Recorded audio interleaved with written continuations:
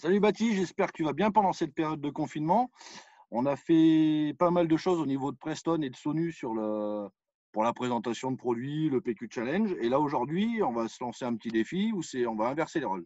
Pour une fois, c'est moi qui vais mener les débats et je vais te poser des questions sur trois sujets et tu vas devoir essayer d'y répondre comme tu peux. Bon alors Baptiste, est-ce que tu peux nous expliquer qu'est-ce que la pêche au pellet waggler? Alors, c'est une pêche qu'on pratique en général pour attraper des carpes et des gros poissons.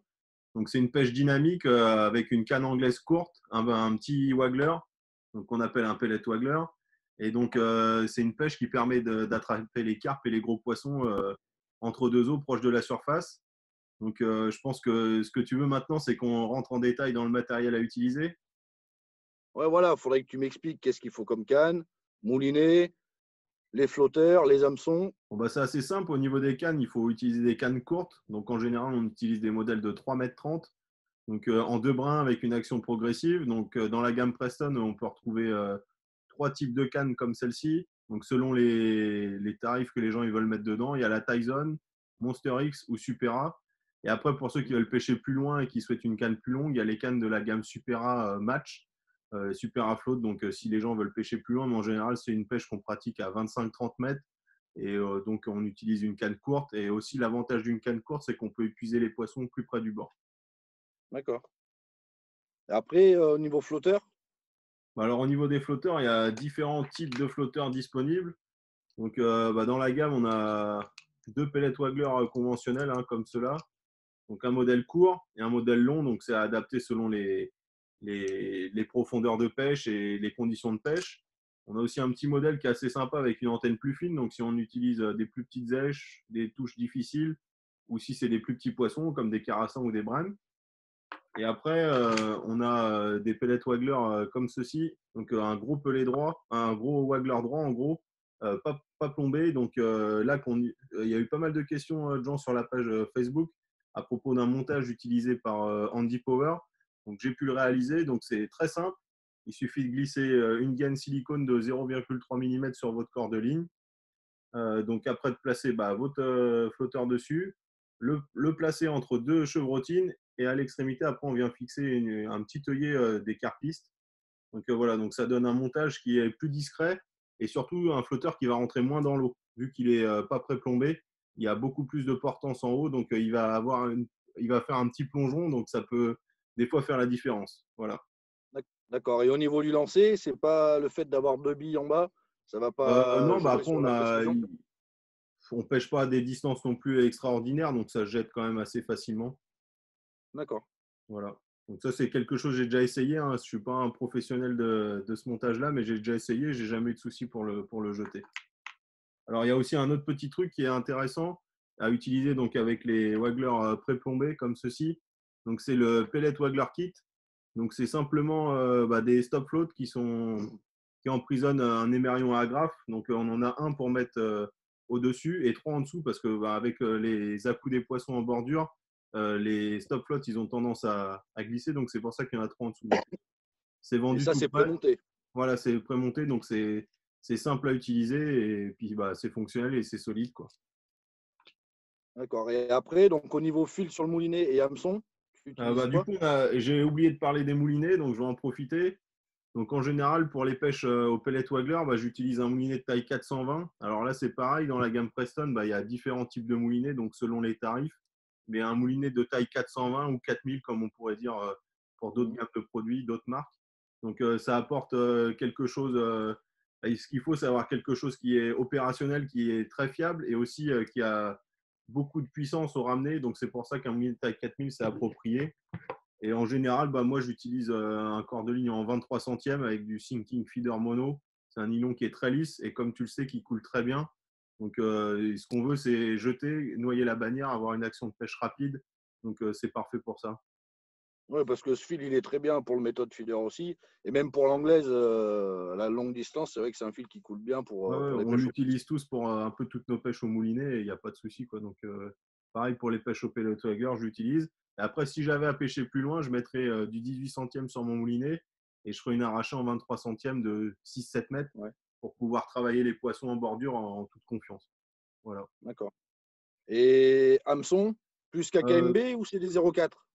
Bon, les deux, ça dépend de la taille des poissons, hein, comme on pourrait pêcher au méthode feeder avec des KKM et utiliser des CD 04 sur des plus gros poissons.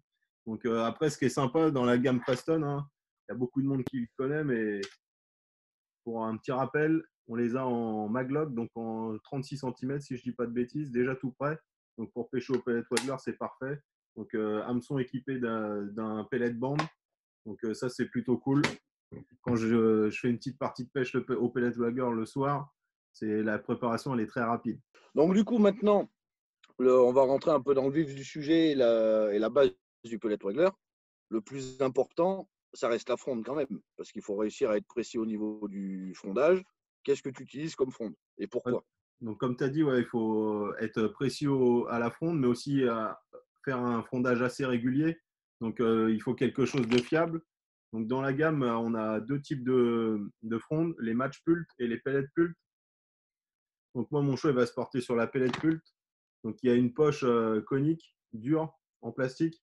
Donc elle va être parfaite pour égrener des 3 pelés par 3 pelés et avec beaucoup de précision.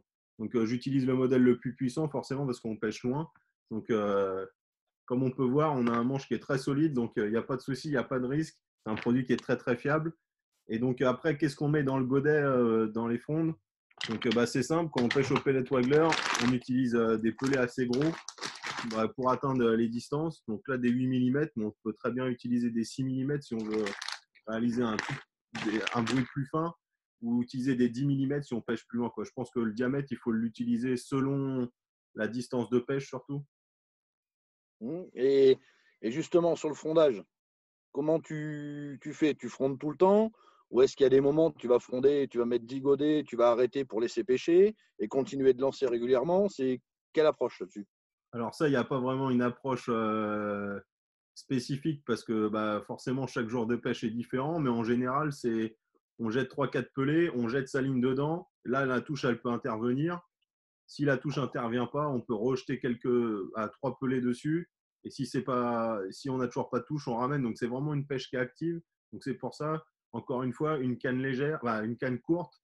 Donc ça rend encore plus facile la manipulation et donc l'action de pêche. Et donc voilà, mais j'ai déjà vu des fois en fin de pêche, à force de jeter des pelés, les carpes elles sont là et elles assimilent le bruit des pelés à être prises. Donc du coup, elles restent là mais elles ne mordent pas. Et des fois, de juste jeter son waggler sur son cou ou sur un côté plus loin, ça m'a rapporté quelquefois des beaux poissons et des fois des poissons bonus et surtout des touches supplémentaires. Donc, Moi, c'est un peu cette façon que je fais. Je vais lancer par exemple une dizaine de godets et au bout d'un moment, je les fais régulièrement et je vais arrêter de fronder et je vais continuer de lancer. Parce que dans ma tête, après, rien n'est défini, mais je me dis que le fait de recevoir tout le temps du bruit, au bout d'un moment, le bruit s'arrête. Par curiosité, elles vont monter voir ce qui se passe, pourquoi il n'y a plus de bruit. Et ouais, c'est vrai que des fois, ça déclenche des touches. Donc, après, on a la chance de côtoyer certains des meilleurs pêcheurs au zig en France et on peut voir que cette pêche-là, c'est une pêche au zig, mais inversée. Donc, inversé. eux, ils ont leur plomb qui est sur le fond de l'eau et un bas de ligne en hauteur, mais nous, on fait l'effet inverse avec notre flotteur. Donc, Non, c'est ça. forcément, eux, comme on a pu le voir des fois en allant pêcher avec Mathieu ou Rémi, ils réalisent des amorçages massifs et pendant 1 ou 2 heures, ils font pas de rappel et les poissons ils restent là parce qu'ils sont dans la colonne. Donc, ouais, je pense que marquer des petites pauses dans son rappel régulier de 3-4 pelés, ça peut vraiment marcher aussi. Ouais. Et pourquoi pas aussi utiliser un début de pêche aux méthodes feeder et en fin de pêche, une fois que les poissons ils sont installés dans la colonne, pêcher au pellet waggler, ça m'est déjà arrivé vers chez moi. Bon, bah, écoute, Baptiste, sur ce premier sujet, merci des réponses. Je pense Ok, bon. que ça va éclaircir pas mal de personnes. Ok, Et bon, impeccable. puis je te dis à un prochain sujet. Pas de À plus problème. tard. Plus Damien. Salut.